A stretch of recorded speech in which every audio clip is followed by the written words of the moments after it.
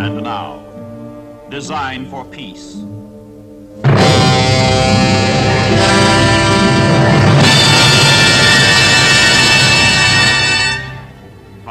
A.m., July 16, 1945, the desert of New Mexico.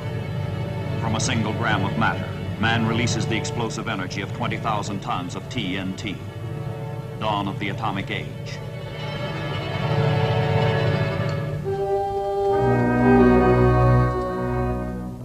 (8:16 a.m., August 6, 1945, Hiroshima, Japan. A city dies as an age is born.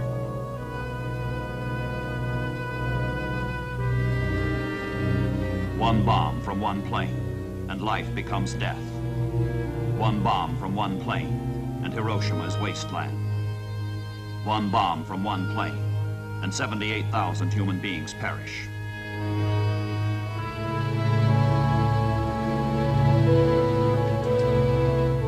Three days later, one more bomb on Nagasaki, and 24,000 more die. Two bombs, and World War II is over.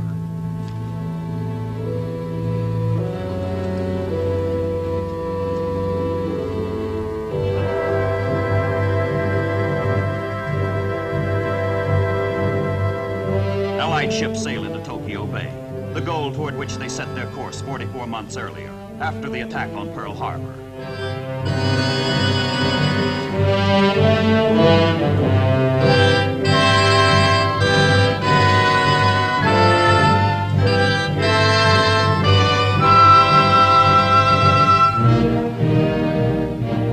To the 163 amphibious landings that were made in the Pacific, a final token one is added. The 2nd Battalion, 4th Marines, originally wiped out at Bataan and Corregidor, reconstituted, goes ashore to test whether the Japanese will resist on their own soil, whether peace has really come.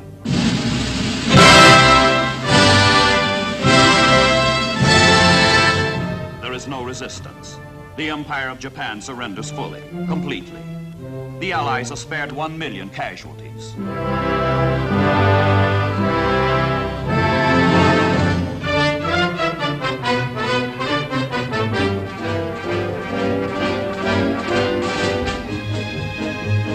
Liberated prisoners of war, the first fruits of victory, the immediate prize of peace. 23,000 Allied soldiers, sailors, Marines are freed from camps throughout Japan. Some have been captive since the fall of Manila and Singapore in 1942. Many who survive are near the limits of mental and physical endurance.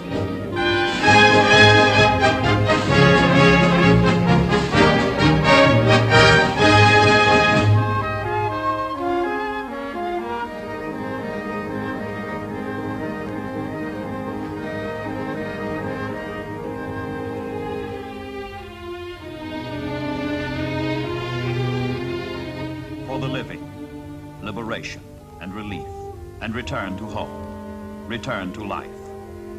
For the dead, to all who died in strange lands, under foreign skies, warrior rest, thy task is done.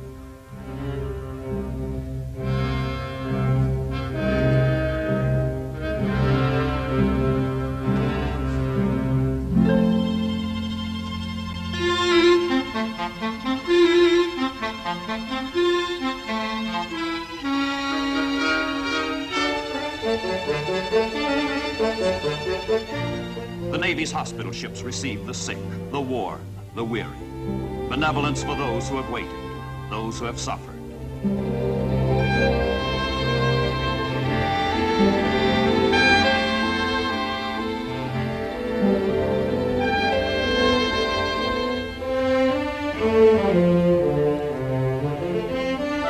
Ships of the United States Navy converge. The Allied Armada gathers.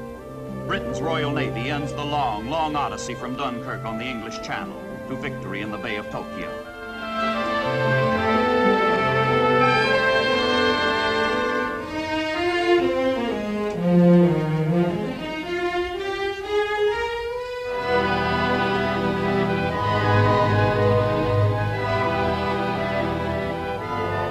Japanese pilots guide the Allied ships into harbor, past the shattered symbols of aggression, past the junk and debris that was once the magnificent Imperial Japanese Navy. For the island empire, The dream of conquest died with the death of the Imperial fleet.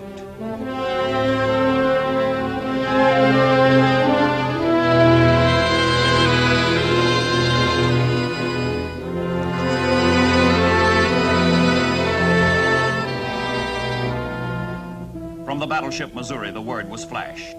Cease fire, cease fire. The war is over. From the Missouri went Admiral Halsey's message to the fleet. Well done. Now, on September 2nd, 1945, the final act of World War II is staged on her decks. The formal surrender of the Japanese Empire to the Allied powers.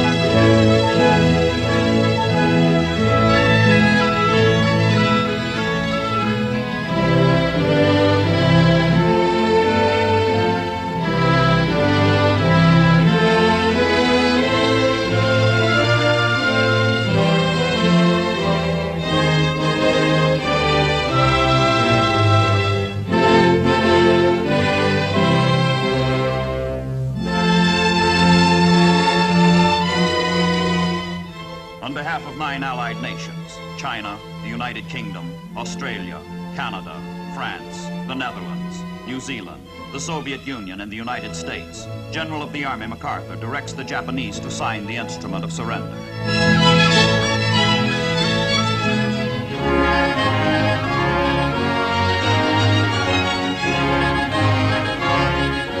Foreign Minister Shigemitsu signs for Emperor Hirohito and the government of Japan.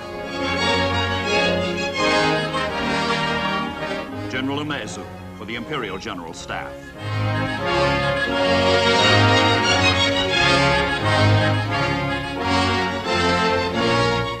From a Manchurian prison camp, General Wainwright, captured on Corregidor, and General Percival, captured at Singapore, have come to take a place of honor with General MacArthur, who signs for the Allied powers.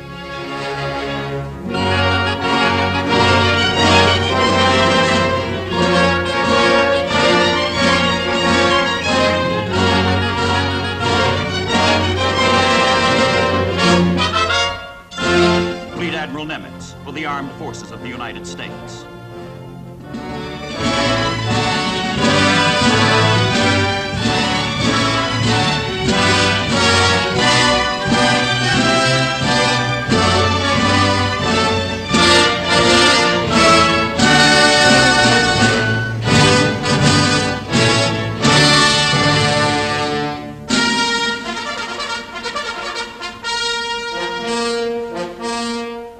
One condition, and only one, is allowed by the Allies in Japan's unconditional surrender. Emperor Hirohito remains, and to his subjects he proclaims a new day, a future day wherein men, not armies, men, not navies, men, not air forces, men, not despots, will determine their own destiny, set their own course.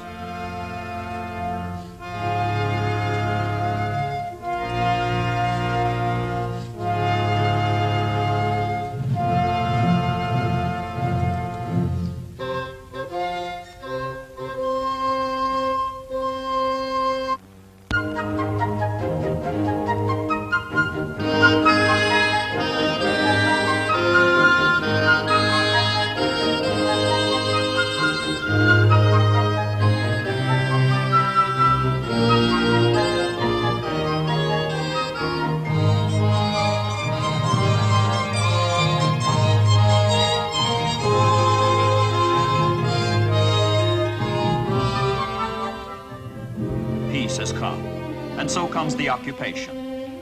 But the occupation will go. In Europe, throughout the world, the sound of guns has ceased, but the sound of mourning continues and will continue. Innocent victims of war do not forget, and let none forget. The brand of tyranny and oppression will forever scar the conscience of mankind.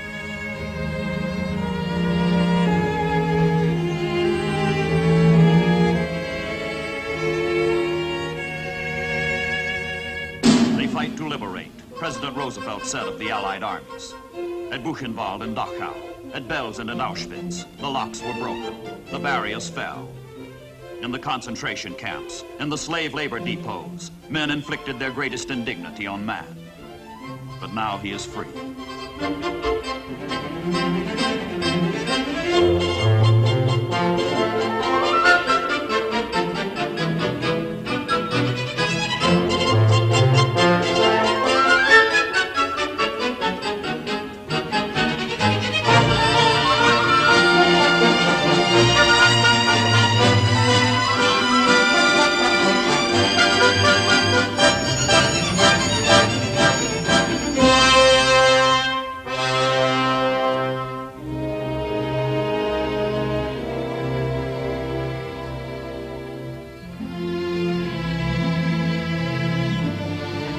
Man vilified, man broken.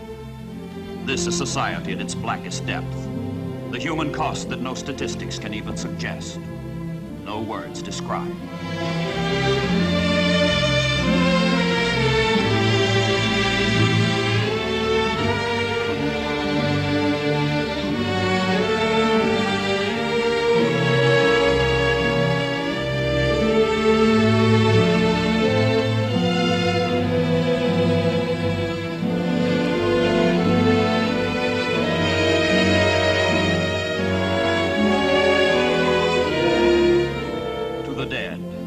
Maimed in body, to the broken in spirit, the words victory and peace have lost their meaning. But for all the rest, the words mean life and liberty and home.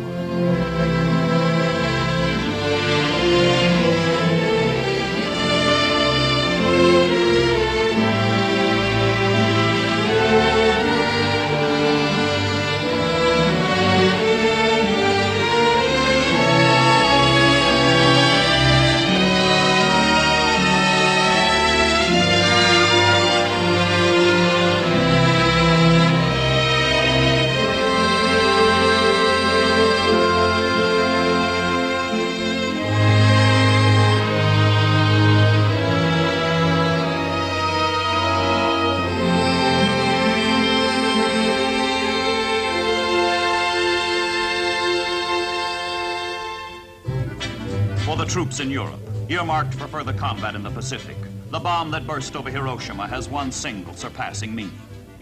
Home. Home again.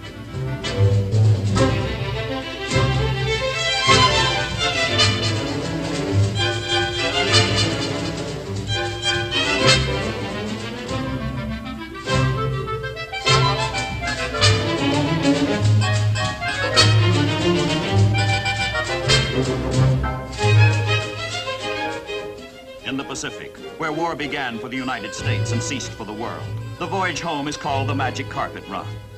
And nothing out of the Arabian Nights is more magical for these battle-weary sailors than the prospect ahead. They're going home.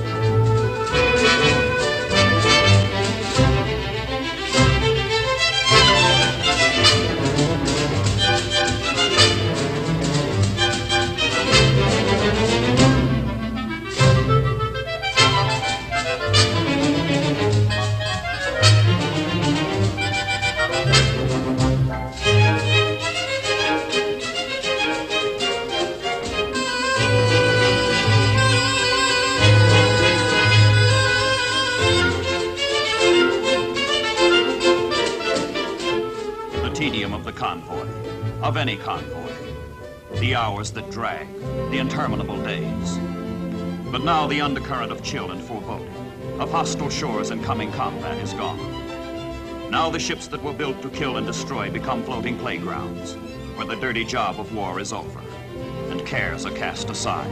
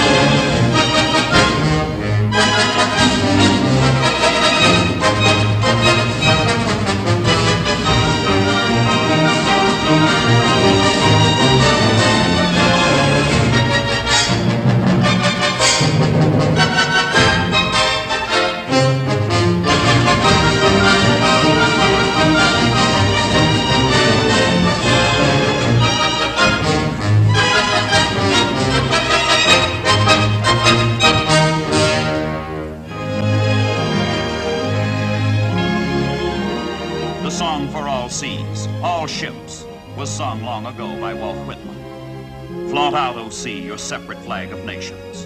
Flaunt out visible as ever the various ship signals. But reserve especially for yourself and for the soul of man one flag above all the rest. A spiritual woven signal for all nations, emblem of man elate above death, token of all brave captains and all intrepid sailors and mates, and all that went down doing their duty. Reminiscent of them, twined from all intrepid captains, young or old, a pennant universal, subtly waving all time, o'er all brave sailors, all seas, all ships.